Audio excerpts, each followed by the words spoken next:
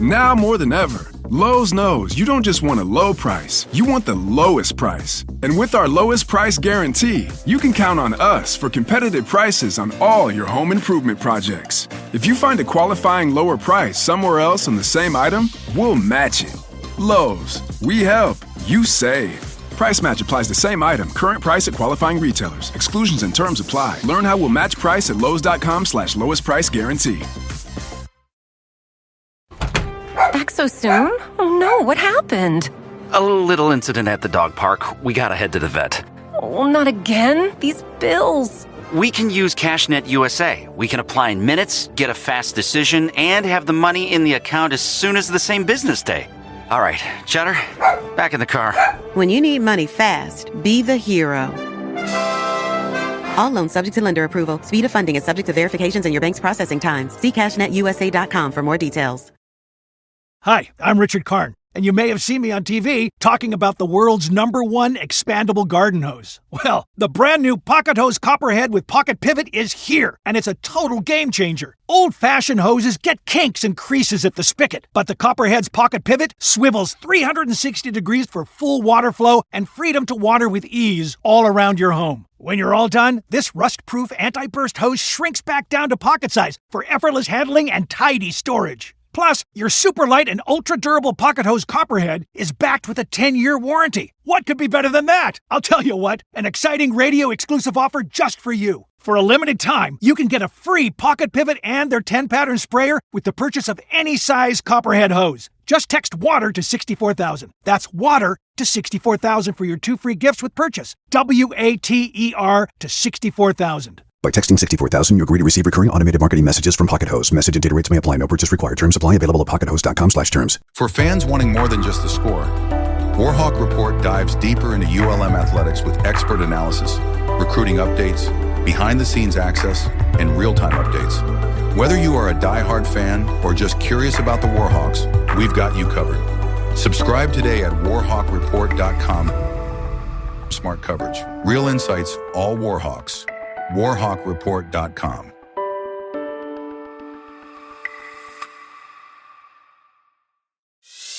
Doesn't matter if you're an Indian or if you're a Warhawk. The ULM mention is the greatest. You'd hope for the best as a ULM fan, but this is the Bleav in the Warhawks podcast with hosts Dusty Thibodeaux and Chase Regian. Chase, you always have such great insight. Gibbs is going to bleep it off. What are these guys always talking about? We talk a lot about food on this podcast, and I'm going to continue to do so. Really, really appreciative of the people and the community and the way that they've backed us up. Nailed the introduction, by the way. Awesome. Thanks, I love Fish. it. Chase, back for another episode. We all know that you're the sideline guy, giving your insight into what you see in the football games. Yeah. I try. But we have a great guest that is the guy that I get to see and hear the most, since I am not really on the bayou very much to be able to check out games. And that is our beautiful, bald tech friend that we are definitely still trying to convert. The legendary Sean Fox. Fox, how goes? Good. Look, I'm as excited as the dogs are, Dusty.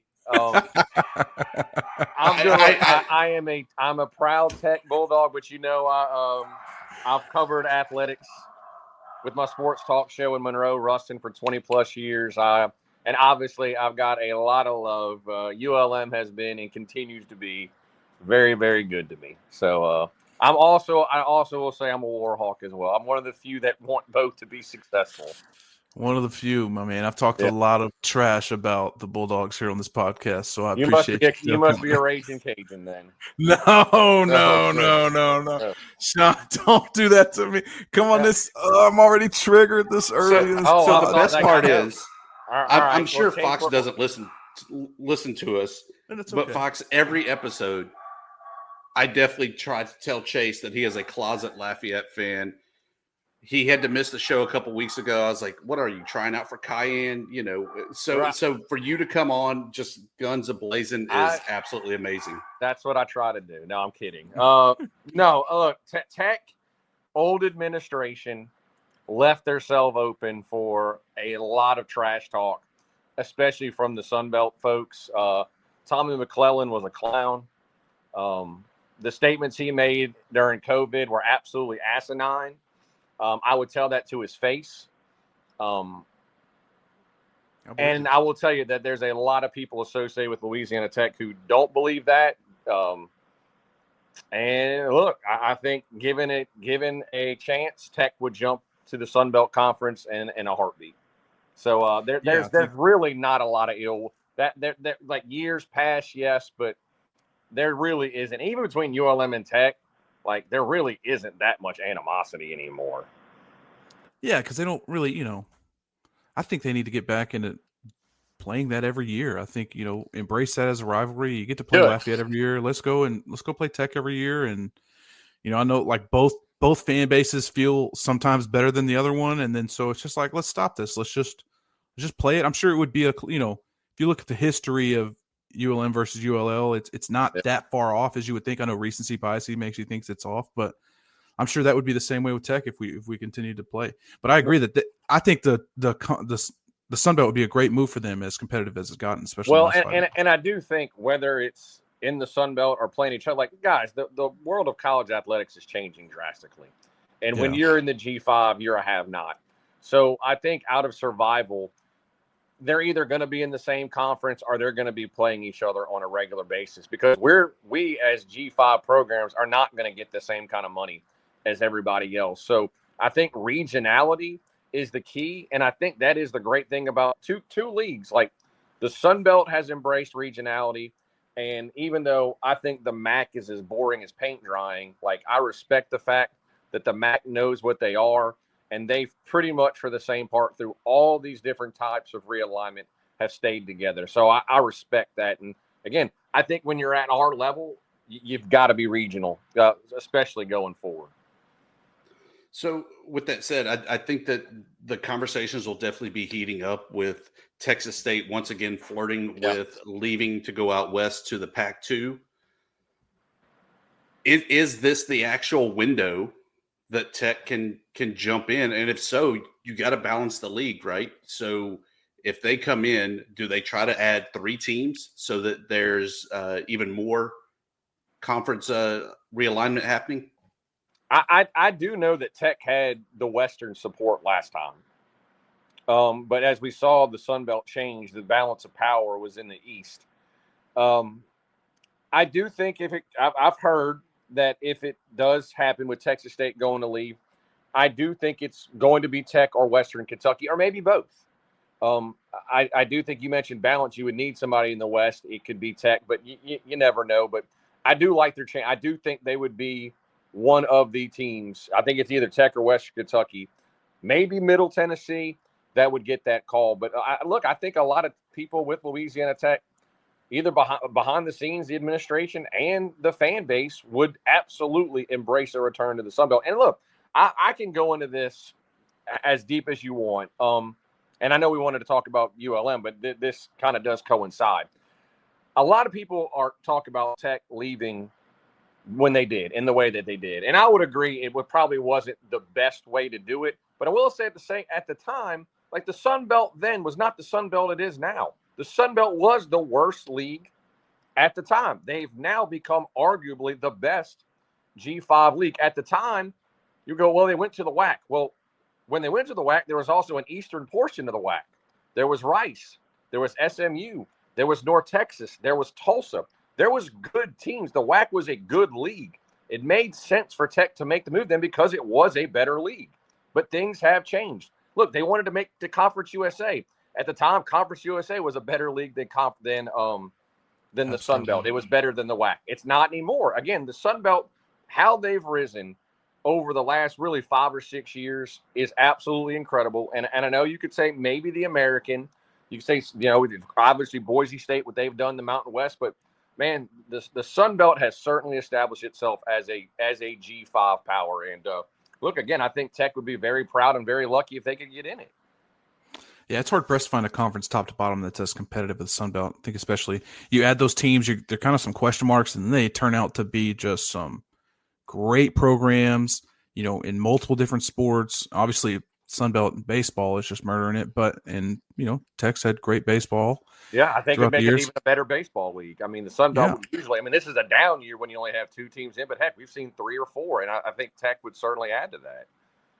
Yeah, well, ULM, you read the Wikipedia page, it talks about their rivalry with Arkansas State. I don't know how you call a rivalry when they beat you 20 years in a row. Yeah. But, It's true. I think you need to, I've always loved Sean, when I was there, we played Grambling, and man, what a fun environment that was. And that's what I think of when I think of going to play Tech or Tech coming into Malone, is just what a cool opportunity that would be for the fan bases that do run deep for both of us, and that can just, excite the region in that. You're no longer, I completely agree with you, you're no longer going to excite the nation on this anymore, right? Like, they're excited by the SEC. Power conference. Maybe regionally some other ones, but what a cool opportunity I think would be. I completely agree with your statements there.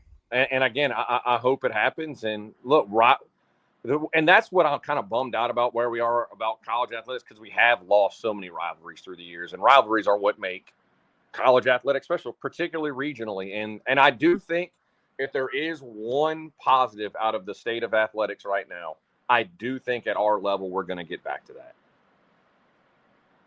So, Fox, you've been around the Monroe area for a long, long time. Yeah. The biggest thing you've always heard is, well, I'm not going to support NOU. I'm not going to support ULM, Tech, Grambling, insert school until they start winning. Right. Last year, ULM 4-2 at home, 5-7 overall. Does any of that success start generating the interest of, hey, maybe they are winning and I do need to start jumping on the bandwagon to come out to Malone? Well, Dusty, it is the chicken and the egg argument. It is like, well, we need to support it to win. You need the money, you need the finances. I will say, like, one of the things I've learned about our area, and this is Tech, but really ULM in particular, it doesn't take much because they've been down for so long and everything. You give them a little bit of success, they'll support you. You look at basketball a few years ago, CIT, CBI, whatever. They made the run to the finals before they lost to Loyola Chicago. But every game, there was more and more people till there was a sellout. And this is a 3rd or 4th tier tournament. You look at softball. Softball was filled almost every game by middle of the season on because they were undefeated at home.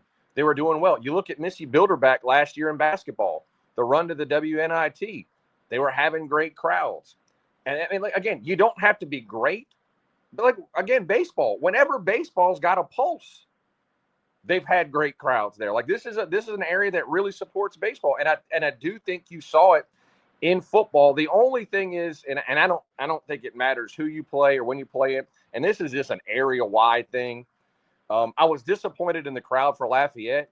But every other crowd they had this season, I thought was really good. But for whatever reason, whether it's Tech or ULM, nobody seems to draw that Saturday after Thanksgiving well. But other than that, yeah, I think I do. And like Bryant Vincent has brought a belief that I don't think, like, you could say it, but you got to back it up. And people believe, like, he gets out in the community. People believe him. He had an opportunity to leave. He's bought in. He's done a lot of things behind the scenes that people don't know about. Like, this dude is bought into this program, and as long as he's here and as long as they're competitive, I do think they're going to support it. Yeah, I mean, we've seen coaches come in and think they're doing great in the community, and then I saw BV come in and really take it by the how do I say this? Horns. That's what I'm trying to say. I was going to say the other one, but I should say the balls too. Yeah, he took it by the balls. He really, like, I really thought I knew what it should look like, but he's really shown you, I believe, what you need to do when you come in. You need to fundraise. You need to, he's not making enemies, but he is being critical, right? And saying, like, we need support here, facilities, academics, all the above, and we need to change things around here and kind of fight. Well, that he was a status big quo. reason, Chase, that the student fee got fixed, finally passed. I mean, he was big behind that. And I know y'all probably try to keep it as lighthearted and family friendly as possible, but I'm going to curse here for a second. No shot. But no shot. I look, in doing and working in athletics, for being a sports talk show host and being around coaches, and I've made a lot of great friends. And I say a lot of these guys are my friends. But I've always joked around that when a coach's mouth is moving, he's usually full of shit. I think Bryant Vincent is one of the exceptions to the rules. Like, he is a genuine dude, and when he says it, he absolutely means it. And I think he's one of the few that, and I think that's why people can see that and they bought in. Yeah, and I mean, he brings in that mentality from the UAB, and I know everyone gets tired of talking about UAB as much as anything else, but he did it. He took a program that was literally pretty successful, killed off, and did the good old Phoenix bring it back from the ashes. Gee, if that didn't hit close to home, I don't know what does. And the fact that he has that experience, you can't really find somebody that has that on a resume. Dusty, the ULM's been dead without getting the death penalty like UAB did. Well, I know they didn't get that, but the program folding. I mean, let's be honest. Like, it was at it as low as it. When you go the COVID year and you don't even lead a single second of a game, it does not get worse than that. I mean, that is as bad as you can be. And the support and the apathy was at an all-time high. And I do think, and people get tired of hearing the UAB, but I think that is a good model to follow, because UAB was not getting support. And Bill Clark and Bryant Vincent, look, they proved to put a successful model, and they did it really, really quickly. They were successful before it folded, but even when they came back, they were able to do that so quickly. The only problem is, and this isn't a ULM problem, this is just where we are also with state of college athletics. Man, you get successful, you find dudes, they go to the transfer portal. And that's going to be one thing that is always going to hold ULM, especially with their NIL situation. And a lot of teams in the league, and a lot of G5 teams, same thing. Some have better NIL situations than others. But we all know ULM it's not great when it comes to that. It's going to be hard. I know they're trying. When you've got a star player, it's going to be hard to keep them. And that's going to be, I think that would be the only thing that would stop Bryant Vincent from being consistent here. I'd love your thoughts on this, Fox. I completely agree, right? NIL is going to hurt people that do well, right? And then they're going to transfer. And I don't ever blame a player for doing that. I blame some of these guys the way they do it, but I don't ever blame them for getting paid. Sure. But do you think that those new rules with the transfers, the portal, all that, do you think that allows somebody like Bryant to come in and have immediate success? I mean, I'm asking, like, do you think there's the flip side to it as well, right? Like, he was able to come in, grab some guys out of the portal, grab some guys out of JUCO, and then do well, and then move them on their way, sure. But I know it's kind of like a shitty JUCO model, but do you think that allows to have success moving forward? No. I think what he did was very realistic, and the example would be with Ahmad Hardy, and the fact that you were able to get Deshaun Ford, and I think he's turned what is a negative into a positive, where he's like, look at my success with running backs going back to UAB. Look what I did with Ahmad Hardy. You could come here, ball out for a year, and go make some money elsewhere. Like, it's shitty that you're going to lose that guy, but it's also a great model to get a guy that, like, who'd ever thought you turn on an All-American game and a guy would pick a ULM hat? Like, I don't think that happens if you don't embrace, look, come. And I think more programs probably should do that. Like, look, we can only do so much. Come here, go up your stock, and go get paid. And again, while that sucks for fans, it's also a pretty realistic approach by a coach. And I think BV's kind of at the forefront for that. And I think that's why he started, even though you lost a great back. I mean, I saw something the other day that had Ahmad Hardy as a top 10 back in the country for next year. Like, those are pretty irreplaceable, but I think he's done an excellent job. I think as far as the backfield he's got going into this year, you lose Hardy, but I think it is deeper than it was last season. No doubt it is. And technically, Deshaun Ford committed to the University of Monroe, not ULM. Technically. Let's go ahead and rebrand it. Let's go ahead and rebrand Why not? it. Why not embrace UM? But Sean, just outside of football, new men's, new women's basketball coaches, how do you see those guys kind of fitting in there with Phil Cunningham. He's going to kind of come in with the black eye because he's still a holdover from the Richard era and kind of that decline that we all hated to see. And Scotty, give the man some Adderall so that he can focus on basketball for a minute. Yeah. I was one who I wasn't necessarily pro Phil. I didn't know Phil. Just because I think it's boring to hire a guy from inside. And I do think you needed some new blood. I've been incredibly impressed with what he's done so far. He's tapped some JUCO players, some local players. I think the player that got Christian Lewis, I had a chance to call his state championship game for Wasserman. I think he's the real deal. He's got some connections in the coaching world, and I think he's been able to pump a little money into the program. And I do think they're going to be more successful. So again, I was tentative on the hire. Not that he hasn't been a head coach before. It was just, you said it's boring to hire from within. Hated losing Missy Bilderback. Her and her husband, absolute class. She did a wonderful job. This team, for whatever reason, I thought it was more talented than the year before, but it just didn't click the way like it did the year before. I thought it was a loss, but look, they went back to the well. You guys mentioned kind of using a JUCO model. Well, when you are where you are as a G5, I do think now it's not a bad thing to hire a JUCO coach because you're going to have to turn over your roster anyway. So you bring in Scotty Fletcher, who, like Missy Bilderback, was very successful at the Mississippi Junior College level. He's absolutely full of energy.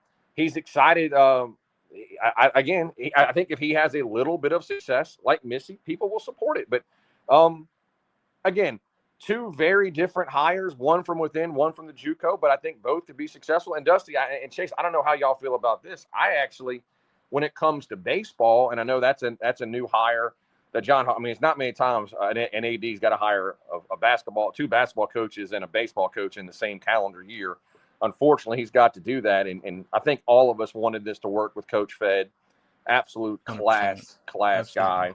I think the world of him, and I hope he's successful wherever he goes. But I actually think because the league is so good, I think the baseball job is the most appealing job on campus. We are a baseball state. It's a baseball area, and it's a baseball league. I think it's the most appealing job that ULM has on campus. And from a player perspective, the facilities aren't that bad. Yeah. They're not that great for a fan experience if you're not down the lines there grilling. If you're in the stands, it sucks. But from a player perspective, not bad facilities. Now, are they where James Madison is, Marshall with their new stadium, Arkansas State even with their new stadium? No, but they're pretty damn good and definitely a lot better than a lot of other G5 programs out there. I'm excited to see what happens with this hire because I do feel like that's the bread and butter sport, right? If all else fails, Northeast Louisiana, NOU, ULM, whatever, it's always been a baseball school. And there's so many. And look, every coach from Lou St. Amant through even Fed has had a year. Who knows what Fed would have done in 2020 when they were off to that great start. I mean, I think that was the team that he was building, and they were really never able to recover after that, particularly when it came to recruiting. But I do think every coach has had at least a year when you can't say that about some of the other sports.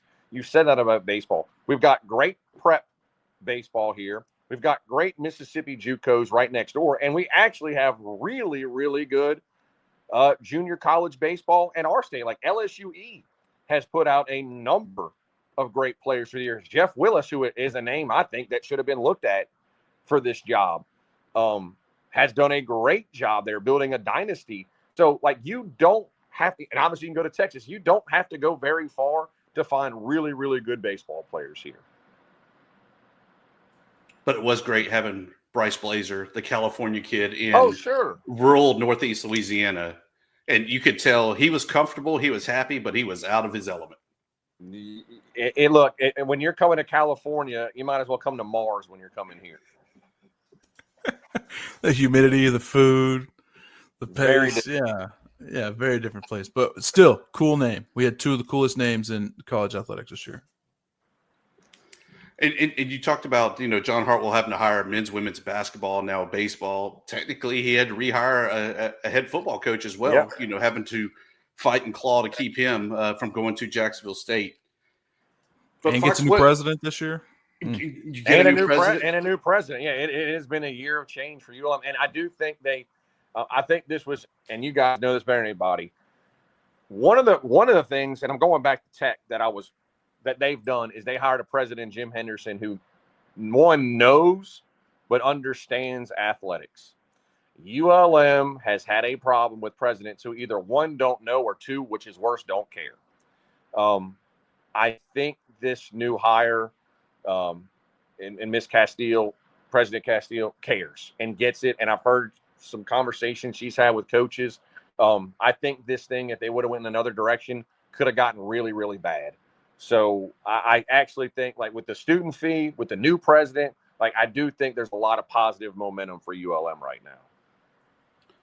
And Fox, I do want to get your opinion. I know that we got to wrap it up here shortly because Chase to pack up to get back to college in Lafayette. Chase, I'm sorry. 1,000 apologies. Dude, it's your fault, Fox. You're going to say sorry now. You started started this, dude, and you didn't even know.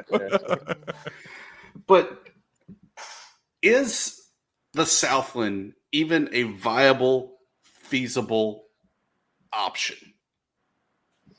Well, Dusty, the Southland's a good baseball league. Okay, it's a great baseball league.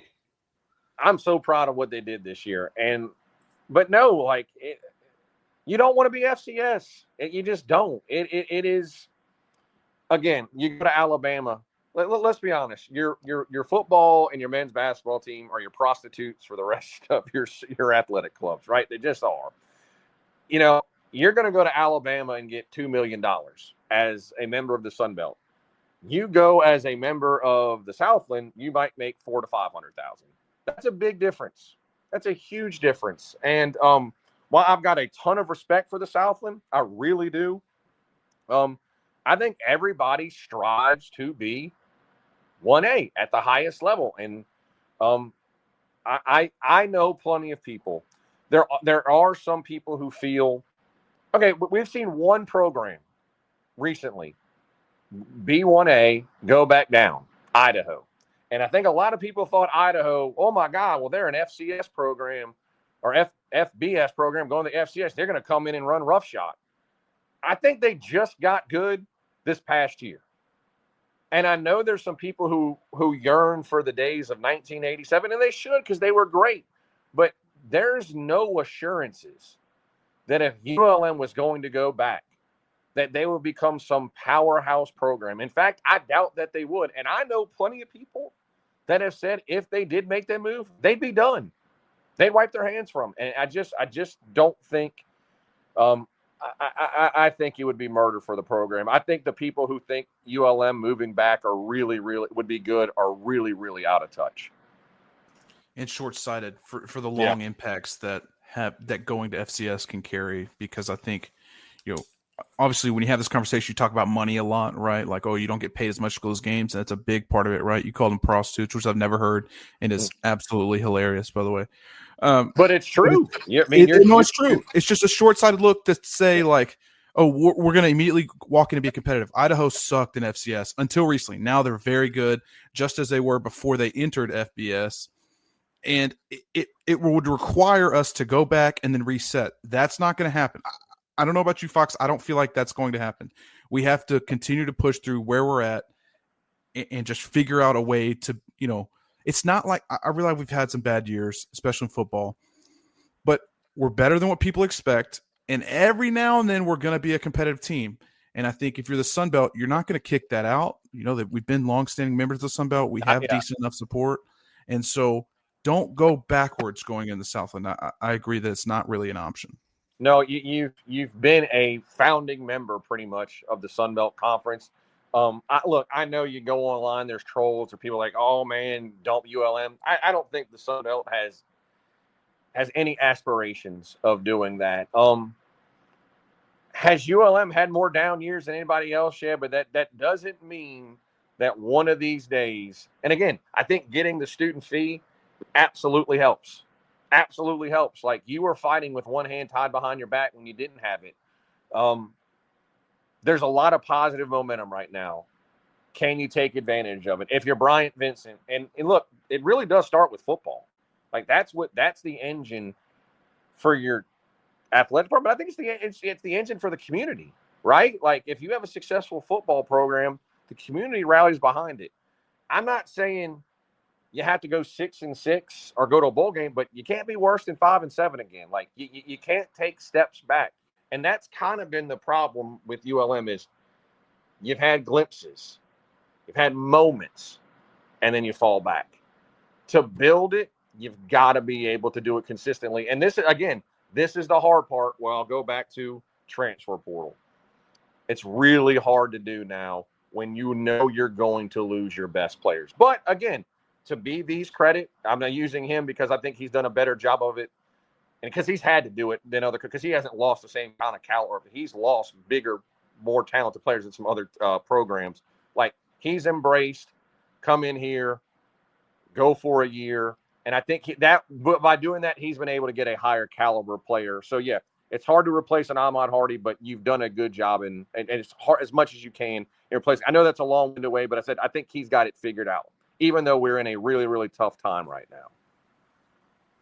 Fox, you're a New Orleans guy. You're a Saints fan through and through. God love me for that. I know. It's very much like being a ULM fan.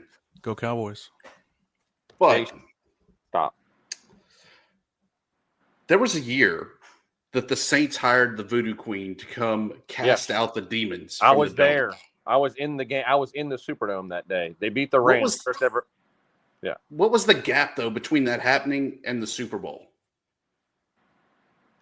That was 2001, and then the Super Bowl was 2009. So you're saying we need to find the Voodoo Queen, and in our lifetime, we'll see at least a championship game. Look, Dusty, we've joked about this through the years. Until we properly honor Chief Brave Spirit, we need to get Chief Brave Spirit mascot, put him on a wooden canoe or whatever on the bayou, light that son of a gun on fire, and let him go off in peace. Because yes, I think the curse of Chief Brave Spirit unfortunately still pops up at the worst times. We have not cured that yet. So a true story, the old Brave Spirit mascot outfit was in Brown Stadium. I know. I had Kevon Milton and Brent Leonard convinced to steal it and burn it in effigy. And they were on their way to do it when they got stopped. I could have cured the curse, but it was prevented by the curse. Dusty, it's the only way. Or we have to find some kind of Indian tribe to come in here and perform some kind of ritual. Hey, look, it's only weird if it doesn't work, and the Saints won their first playoff game that day. See, Chase? You see the power that we have on the bayou as opposed to your star that's upside down. Yeah. I've never heard of this curse, but I'm a full believer in it now. Yeah, I was at the Superdome that day they did that, and that was the damnedest thing I've ever seen in my life. But they won. Yeah, I can't imagine us before our first game next year just lighting an old costume on fire right outside the bayou and sending it down. Hey, there's some people who would absolutely get it, and we'd celebrate with fireball. Shout out to the sellout crowd too. Yeah. Well, and you know, St. Francis Red Flash, their mascot, he looks like an old Friar Tuck. Yes. So I could only picture this guy kind of looking around like, what did I just sign up for? All jokes aside, and obviously I'm going to take it a lot more serious when I have to call the game when we get closer to it. But when I saw the schedule come out, it was St. Francis, I thought, dear Lord, we've taken guys from the hospital to play? What are we doing? What is this? And like, God love them. I mean, this is their last year before they go D3. So, that means ULM should take care of that one pretty easily. Then it gets Don't you jinx us, harder. Don't you jinx us, dude. Look, I think they're basically going to take the players from the hospital for this St. Francis team. It's not the most appealing opener, but look, we'll try to sell the shit out of it on ESPN Plus by the time they kick it off. I just hope St. Francis is the sponsor, although you'll hear way too much St. Francis in that game. Yes, probably so. But there will be a lot of confused people in Malone Stadium that day. But no, I think ULM's got more positive momentum right now, despite some. But I think, again, all positive changes, right? Like, I think everybody gets excited about coaching changes. You got a president who I think is going to be invested. You've got the athletic fee. So, again, I know it's been hell for ULM, but I do think there is light at the end of the tunnel for the first time in a long time. Fox, can't thank you enough for stopping by. Sorry to keep you up past your bedtime. But, it is past my bedtime, Dusty. This is look. We're in training season. Kidding, but yeah, we're in training season for Sunbelt Conference Media Days in New Orleans, Fox. Oh, Dusty, you know this. That there was a year that almost killed me. Yes, but we'll have to share that story for another day.